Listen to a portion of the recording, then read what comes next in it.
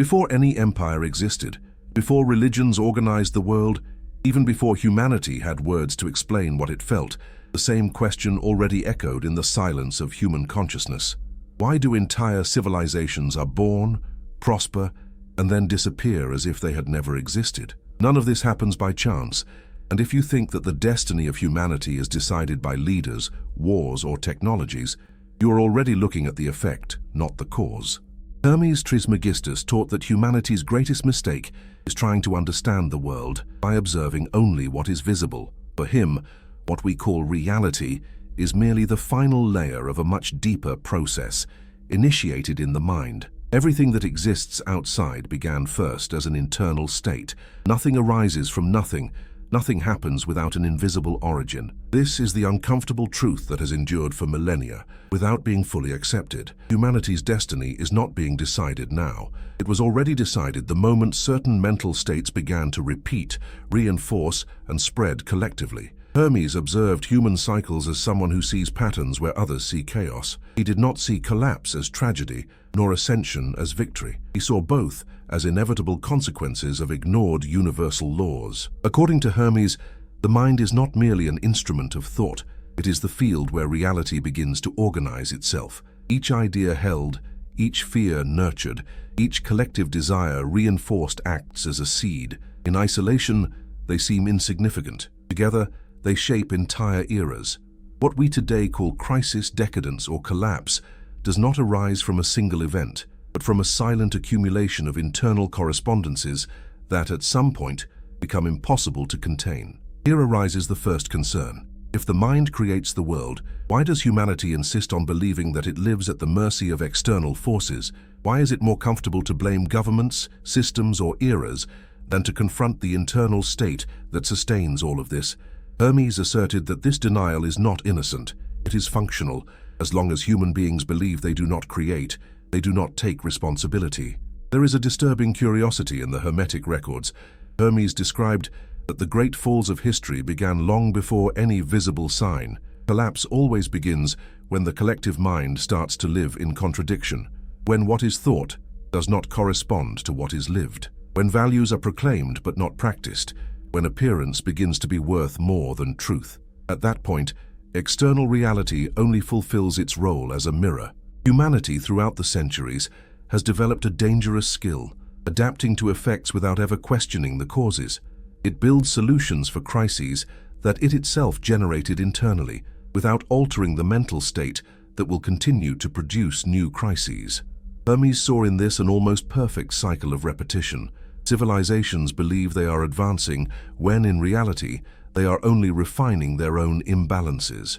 There is something even more unsettling about this teaching. Hermes did not speak of these laws as distant philosophical concepts. He treated them as active laws, in continuous operation.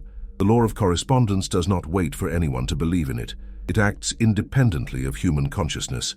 What is within will always find a way to manifest itself outside. The only variable is time. And here arises a silent micro-conflict. If this law never fails, why do some individuals seem to prosper, while entire societies collapse? Hermes answered that correspondence acts on multiple levels simultaneously. An individual may be internally aligned, while the collective around them moves away from balance. This creates tension, rupture, and often transformation. It is during these periods that conscious figures emerge or disappear, depending on the dominant vibration. Hermes warned that humanity usually only perceives the law when it becomes implacable, when economic crises arise, when political structures crumble, when conflicts intensify. But at that stage, the law has already been operating invisibly for a long time. What we see is merely the end result of a prolonged mental process. Perhaps the most unsettling question is this: what if what we call humanity's destiny is not a straight line toward progress, but an increasingly faithful reflection of what is being cultivated internally right now? What if the future is not ahead, but is already silently taking shape on an invisible plane? Hermes said that every era believes itself to be unique. Every generation believes it is living through an unprecedented moment. However, patterns repeat themselves with almost mathematical precision. The difference lies not in the events themselves, but in the degree of awareness of those who experience them. Some live through the cycles as victims, others as observers, few as conscious agents.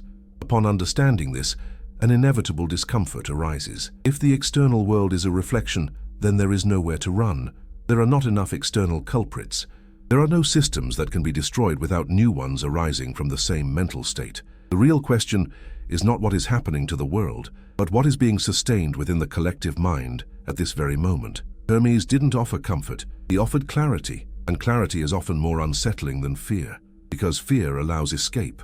Clarity demands responsibility. And before moving on, one last question needs to remain. If the law of correspondence governs all planes of existence, who is now shaping the inner state that will decide the next cycle of humanity? When Hermes Trismegistus spoke of the law of correspondence, he wasn't referring to an abstract or symbolic idea. For him, this law was as concrete as gravity, invisible, silent, and absolutely inevitable. As above, so below, as within, so without. This phrase has endured for centuries because it describes something everyone experiences, but few manage to recognize as it happens. The law of correspondence states that external reality always reflects the internal state that generated it, not as a motivational metaphor, but as the structure of existence itself. The mind creates patterns.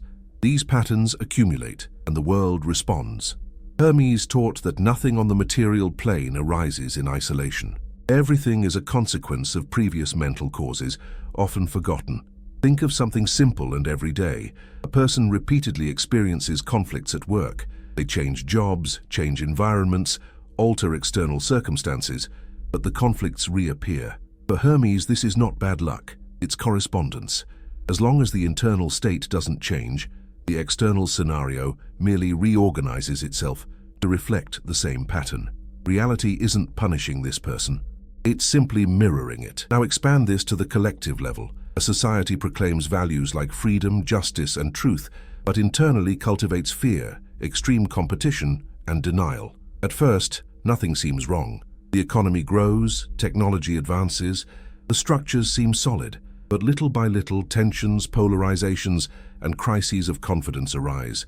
For Hermes, this is the law of correspondence, beginning to align the external with the internal. The collapse doesn't happen suddenly, it only becomes visible. Hermes warned that humanity often confuses appearance with reality. While something functions externally, it is believed to be healthy, but correspondence does not respond to appearance. It responds to the true state of mind. A civilization may appear stable while internally it accumulates enough contradictions to generate rupture. When the rupture happens, everyone asks, how was this possible? The answer has always been present but ignored. There is a story often associated with Hermetic teachings that illustrates this clearly. A kingdom prospered economically, but its leaders began to make decisions based solely on immediate self-interest, ignoring long-term consequences. The people, in turn, began to value only quick results, disregarding ethics and consistency. For years, nothing happened. The kingdom seemed strong, until in a short time internal crises multiplied, alliances broke down and the structure crumbled. Hermes would say that the collapse was not caused by external enemies, but by the perfect correspondence between the collective mind and the final result. This law operates without haste. It doesn't need to act immediately. The longer a mental pattern is sustained, the more solid the effect it produces becomes. Therefore, superficial changes rarely alter destiny. Replacing leaders, systems, or technologies without changing the collective mental state is merely rearranging the scenery, not the cause. This raises an uncomfortable question. If the external world reflects the internal one, why is it so difficult to accept this idea? Hermes explained that accepting the correspondence means accepting responsibility. It is more comfortable to believe that problems come from outside. This preserves the ego and avoids confrontation with one's own internal state. In everyday life, this manifests itself constantly. People who live in mental scarcity tend to experience material scarcity, even when opportunities exist. People who live in constant internal conflict end up surrounded by chaotic environments, not because the world conspires against them, but because correspondence organizes experiences consistent with the dominant state of mind. Hermes also taught that correspondence is not merely individual or collective. It operates in layers. An individual can be in balance in an unbalanced world, and this creates tension. This tension can generate isolation, confrontation, or leadership. Many of history's great thinkers and transformers emerged precisely during periods of collective collapse because their minds did not conform to the dominant pattern. Here a suspenseful element emerges. If the law of correspondence never fails, it is operating now, at this very moment. Not in the distant past, not in future prophecies, but in the present. Every thought held en masse, every collective emotion amplified, every repeated narrative is shaping the scenario we do not yet see. Hermes warned that humanity usually only perceives the correspondence when the effects become extreme. When economic crises take hold, when social conflicts intensify, when the feeling of instability spreads. At that point, many believe that something went wrong. For Hermes, nothing went wrong. Everything simply followed the law. And here is the most disturbing detail. The correspondence does not distinguish between consciousness and ignorance. It does not evaluate intention. It only responds to what is sustained. A humanity that lives in fear will receive a world that amplifies that fear. A humanity that lives in illusion will receive an unstable world, not as punishment, but as a mirror. Perhaps that is why this teaching has been preserved in a veiled way throughout the centuries. It does not comfort, it exposes. It removes the fantasy that destiny is decided by distant forces. Hermes makes it clear that destiny begins where few want to look, within the mind. And this leads to one last concern before we move on. If external reality is only the answer, then the real question is not what is happening to the world, but what internal state is being collectively nurtured right now. Because whether we like it or not, the correspondence is already shaping the next scenario. Hermes Trismegistus taught that no mind exists in isolation. Each individual thought is like a note emitted in a larger field, and when millions of similar notes are repeated, they form a collective melody. This melody, according to him, is what we call civilization. It is not politics that creates culture, nor economics that defines values. It is the collective mind that, vibrating in a certain way, organizes everything that manifests in the external world. When Hermes spoke of vibration, he was referring to the principle that everything is in constant motion, including thoughts, emotions, and beliefs. Nothing is static. A repeated idea gains strength. A shared fear gains density. A collective desire gains direction. Over time, these vibrations become so stable that they begin to seem natural, as if they had always existed in that way. But what happens when an entire society begins to vibrate around the same emotions, the same narratives, and the same unconscious impulses? Hermes explained that it is at this point that worlds begin to be created. Not symbolic worlds, but concrete realities. Social structures, power systems, forms of work, and even technologies are direct responses to the dominant vibration of an era. A humanity driven by fear will create systems of control. A humanity driven by scarcity will create extreme competition. A humanity disconnected from itself will create excessive distractions. In everyday life, this can be observed in a simple way. Think about periods in your life when you were emotionally unstable. Even if nothing serious was happening externally, small situations became big problems. Conflicts arose more frequently. Obstacles seemed inevitable. When the internal state changes, the world around seems to change along with it. Hermes said that this is not coincidence, it is vibrational coherence. Now extend that logic to millions of people at the same time. What does an entire society create when it constantly vibrates with anxiety, comparison, and urgency? Hermes argued that the collective mind functions like a field. Each individual contributes, even without realizing it. By repeating narratives, consuming the same fears, reacting to the same stimuli, people reinforce a common frequency. Over time, this frequency becomes the backdrop of reality. People are born within it, grow up within it, and act within it, believing that this is simply the world as it is. This is one of the most delicate points of Hermetic teaching. The collective mind doesn't realize when it creates an invisible prison because it adapts to the environment it has itself generated. When Hermes observed ancient civilizations, he noticed that decline began when people could no longer imagine another way of living, thinking, or feeling. And here emerges a silent break from the norm.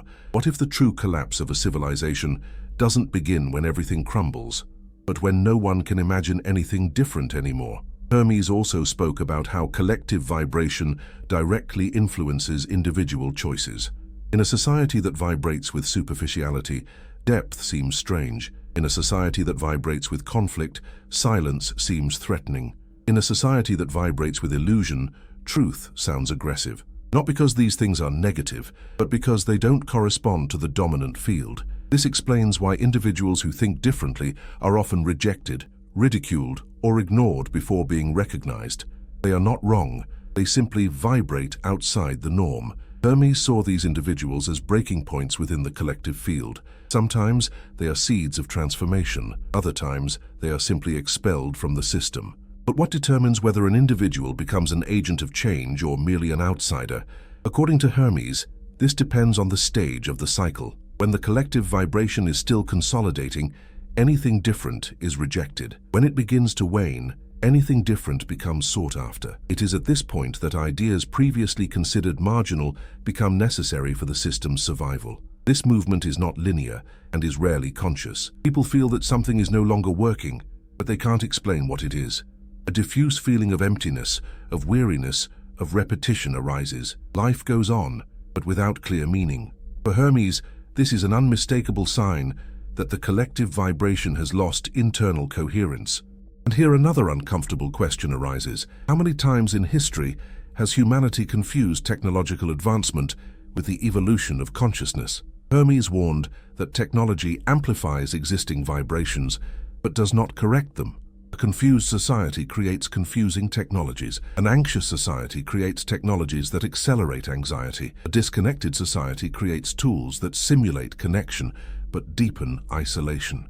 The mistake lies in believing that the external can solve what has been generated internally. He viewed the collective mind as a living organism. When this organism becomes unbalanced, it tries to compensate. It creates excesses to hide deficiencies. It creates noise to avoid silence. It creates movement to avoid reflection.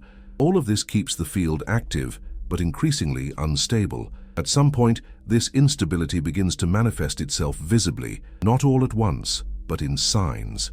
Crises that seem isolated, conflicts that arise without a clear cause, collective feelings that something is wrong, even when external indicators say otherwise.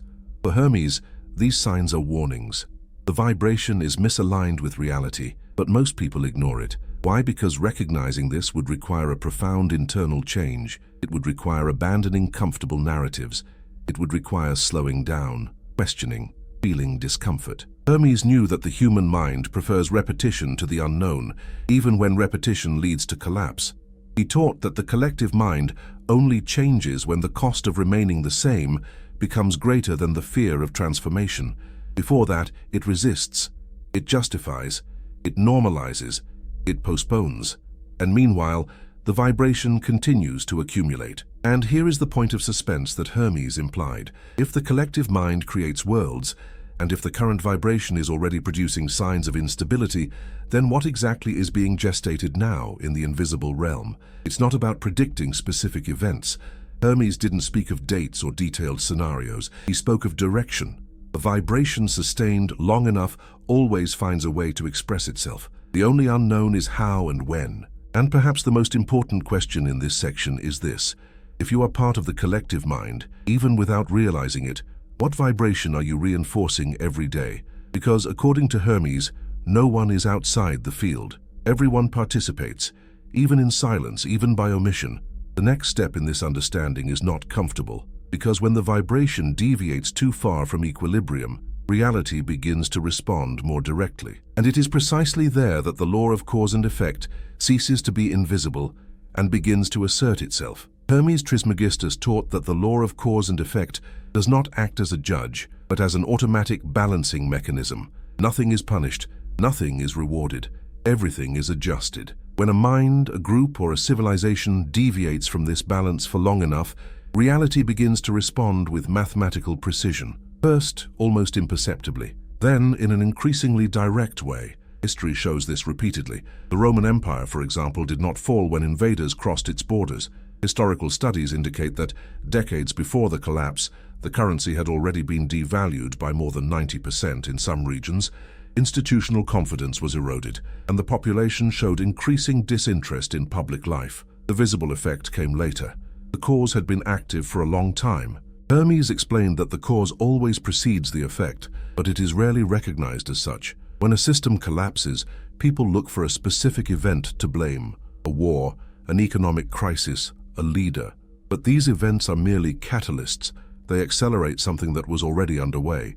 The human error is confusing the trigger with the origin. This also happens on an individual level. A person can live for years ignoring signs of physical and mental exhaustion. When the body finally fails, it seems sudden, but in reality it was the accumulated consequence of repeated choices. Hermes said that reality always warns before acting forcefully. The problem is that most people confuse warning with noise. Modern data reinforces this logic. Global research indicates that high levels of chronic stress are associated with decreased productivity, increased social conflict, and impaired collective decision-making. In other words, mental states sustained over a prolonged period alter mass behavior. Hermes would call this an invisible cause producing visible effects.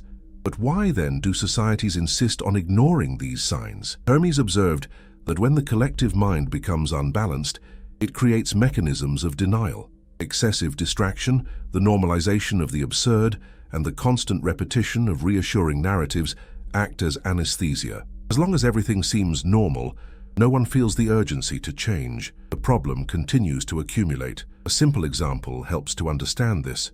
Imagine a city built below sea level. For years, small leaks appear.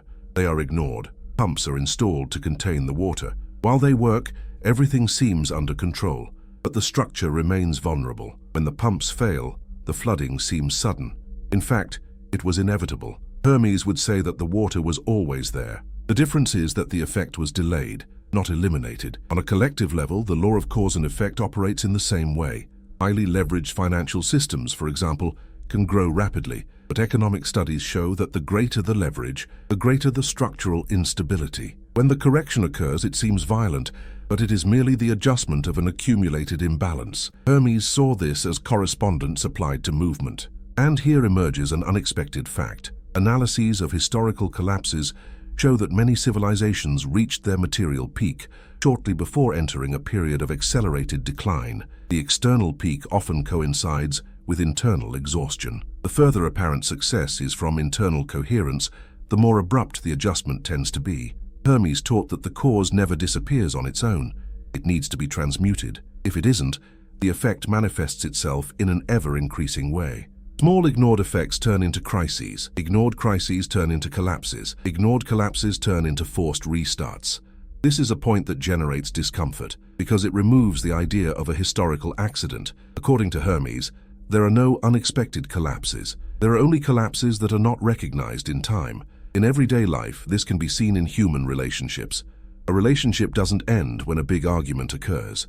It ends when small disagreements are left unaddressed, when conversation is replaced by silence, when presence is replaced by distraction. The visible end is merely the final effect. The cause accumulated silently. Why would it be any different with entire societies? Hermes asserted that when the law of cause and effect becomes active in the collective, it becomes relentless, not out of cruelty, but out of precision. What has been sown must be harvested so that a new cycle can begin. Correction is the only way to restore balance. This explains why desperate attempts to hold collapsing systems together rarely work. They deal with the effect, not the cause. They create temporary solutions that postpone but intensify the future adjustment. Hermes called this resistance to the natural flow of transmutation. There's an interesting fact here. Studies on recovery after crises show that societies that quickly recognize the internal causes of their problems tend to reorganize themselves faster and with less suffering. Those that insist on denying internal responsibility, however, prolong the period of instability. The law doesn't change, only the duration of the process. Hermes viewed collapse not as an end, but as a stage of cleansing. Structures that no longer correspond to the true state of the collective mind break down. Old narratives lose their power. Certainties dissolve. This generates fear but also creates space. Where something falls, something can be rebuilt. And here a question arises that re-engages us.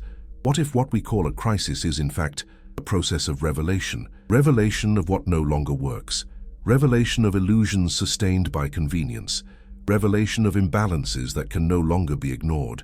Hermes taught that the pain of collapse does not come from the fall itself, but from clinging to what has already lost its coherence. This is the point where the law of cause and effect finds the possibility of transmutation. If the cause is recognized, the effect can be given new meaning. If not, it will simply repeat itself in a new form. Most people fear this stage because it demands collective responsibility. It requires admitting that the external world is, to a large extent, a consequence of what has been sustained internally. Hermes knew that few are willing to accept this immediately, and that is precisely why, after the collapse, the same silent question always arises.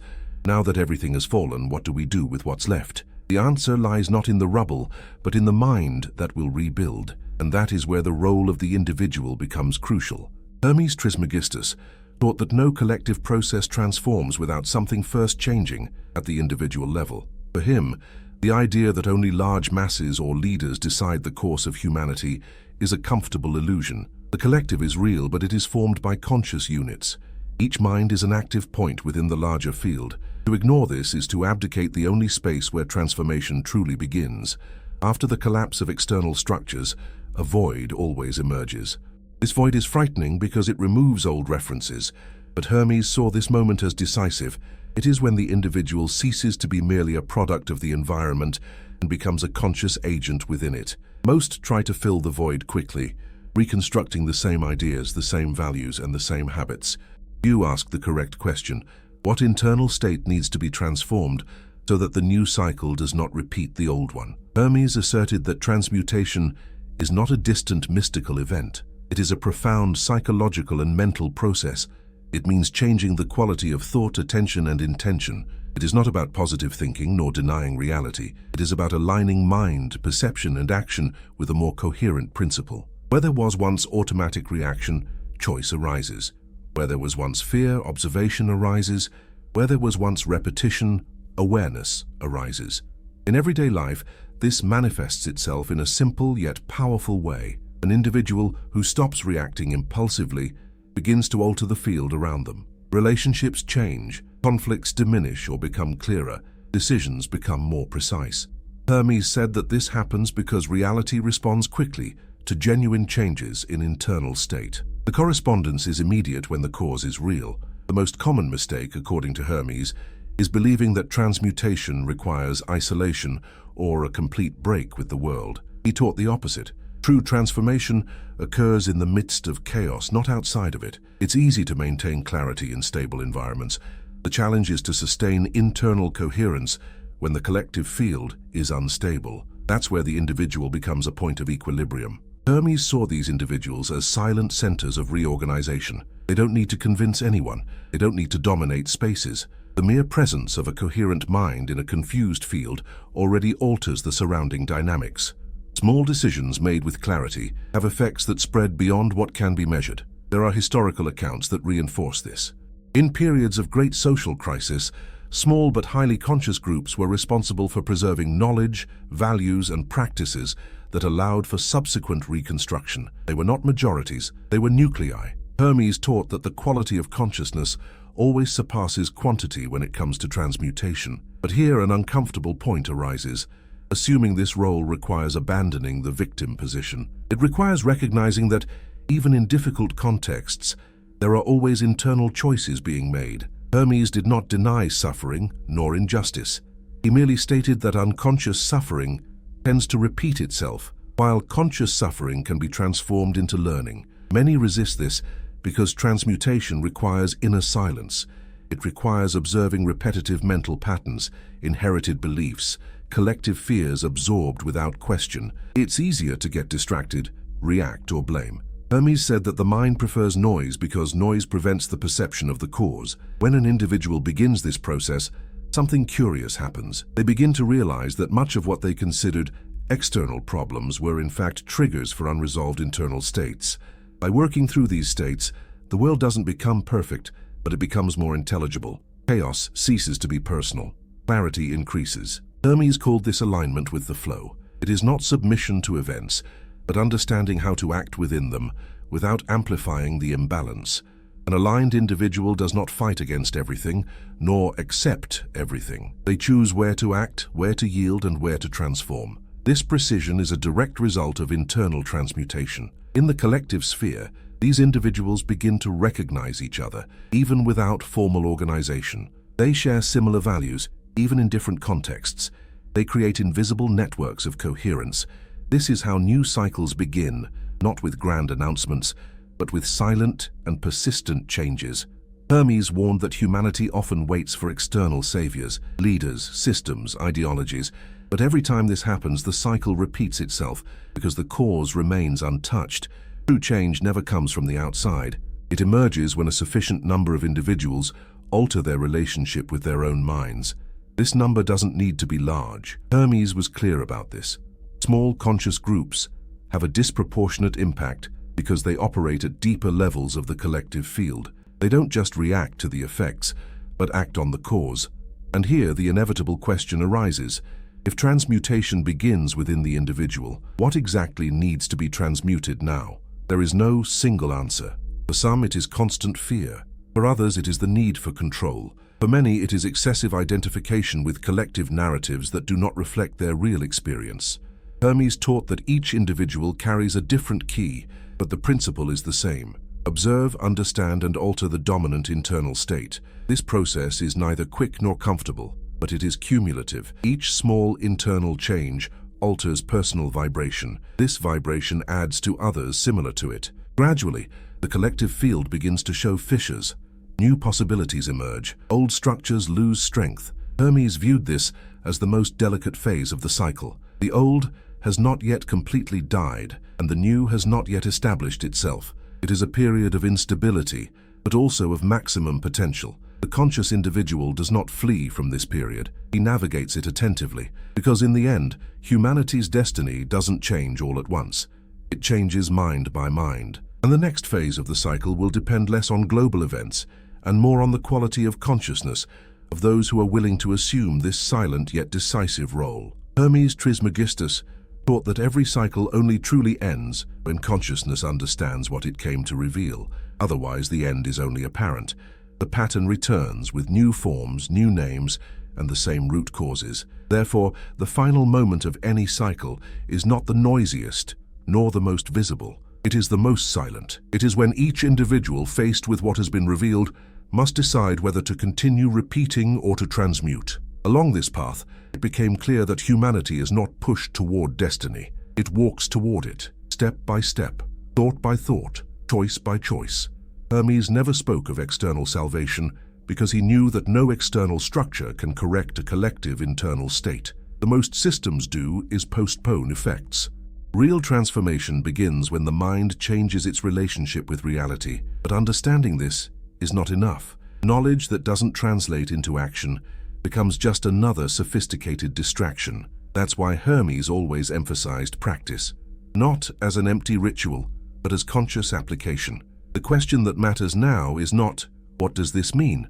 But, what do I do with this, starting today? The first step is honest observation, not observation of the world, but of one's own mind. Hermes taught that most people live on mental autopilot. Thoughts repeat themselves, emotions arise, reactions occur, and all of this is treated as inevitable. The practice begins when you start observing your internal states without trying to justify or combat them. Just observe. What thoughts do you feed most frequently? Fear, scarcity, comparison, anger, resentment, or clarity, responsibility, and presence. This observation, done daily, already begins the transmutation. The second step is to interrupt the unconscious repetition. Hermes said that all persistent reality depends on repetition. When you interrupt the pattern, even subtly, the effect begins to lose strength. This doesn't require large, immediate external changes. It requires small, consistent internal decisions, not reacting impulsively, not reinforcing narratives that drain energy, not consuming every day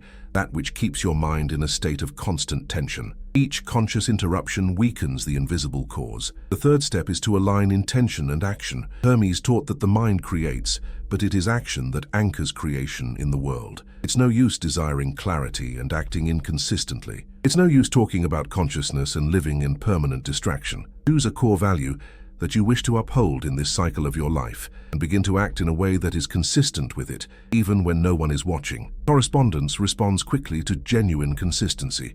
The fourth step is understanding the use of mental energy. Hermes stated that attention is power. What you constantly observe grows in importance within you.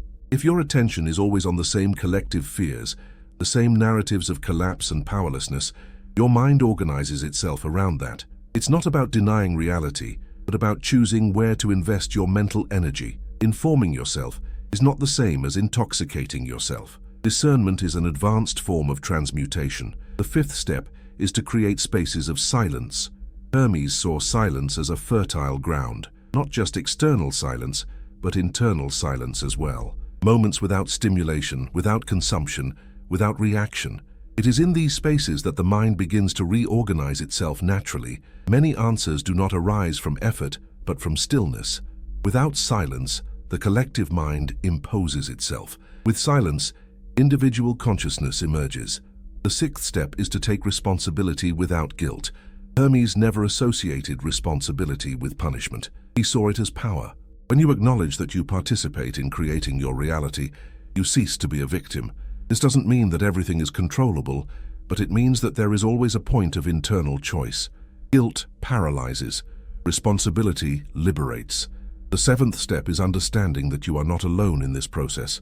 Others are awakening to the same questions, even if they don't talk about it. By maintaining clarity, you become a point of equilibrium within the collective field. This manifests in different conversations, more lucid decisions, and more genuine connections. Change doesn't happen en masse all at once. It happens through resonance. Hermes said that the future of humanity will not be decided by a grand revelation, but by millions of small, silent transformations. Ordinary people in ordinary lives choosing not to repeat what has already lost its meaning, choosing to act with more awareness than fear, with more presence than distraction. Perhaps the greatest Hermetic teaching is this: the external world will always follow the mind that sustains it. If you change your mind, you change your reality. If many minds change, the world changes, not by miracle, but by law. And now, as you reach the end of this cycle of ideas, you are faced with a simple yet profound choice. Treat all of this as just another interesting piece of content, or allow it to transform into practice. Not tomorrow, not when circumstances are ideal. Now, in the next thought, in the next reaction, in the next silent decision. If this content sparked something in you, if it made you reflect differently on your mind, your life, or the moment we are living in, I invite you to stay here. Subscribe to the channel to continue exploring these teachings with depth and clarity. Like this video so that it reaches other people who may also be ready for this questioning. And if you feel like it, leave a comment sharing your doubts, reflections, or personal experiences. You can do this anonymously if you prefer. This space exists for those who want not only to understand the world, but to understand themselves within it. And as Hermes taught, every great transformation begins precisely there.